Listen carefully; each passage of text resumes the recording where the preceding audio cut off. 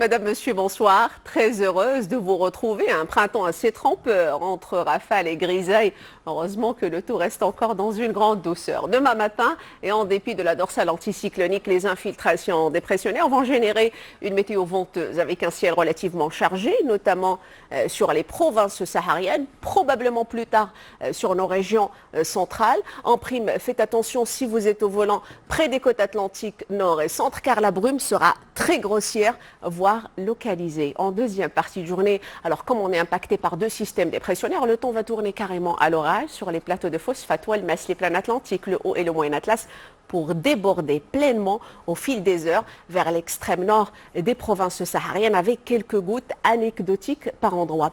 À signaler également quelques flocons de neige qui vont virevolter les sommets de l'Atlas, mais partout ailleurs, regardez, le soleil sera timidement de la partie côté Mercure. Au petit matin, valeur statu quo depuis hier, oscillera entre 7 et 17 degrés, en passant par 9 pour la capitale. Ça monte à 16 degrés du côté des Saouira ou encore la ville de Laayoune. Pour votre après-midi, comme on est dans un flux de secteur sud, le thermomètre va amorcer une hausse considérable par endroit. Par exemple, on attend 28 à Oujda contre 22 hier, 29 pour Fès et on va atteindre au meilleur de la journée les 30 degrés en direction de Smara et c'est la maximale. Cette douceur va se confirmer pour la journée de dimanche avec un axe capricieux sur l'Atlas et ses régions voisines. Alors lundi, les conditions seront toujours mitigées à l'intérieur des terres avec un vent sensible qui va souffler en rafale sur les provinces sahariennes.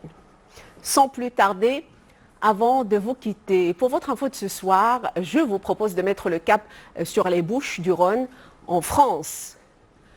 Après une sécheresse intense en 2022, l'année 2023 se présente mieux pour l'alimentation en eau de la Provence. Selon les experts, le niveau d'enneigement des Alpes, même s'il n'a pas atteint un niveau normal, permettrait d'éviter une guerre de l'eau si toutefois le printemps n'est pas trop sec. Notez tout de même que le partage de la ressource en eau va être sensiblement compliqué car rappelons-le, avec le changement climatique, la ressource devrait diminuer de 15% d'ici 2050, notamment dans le bassin de la Durance qui alimente en eau potable 3 millions de personnes.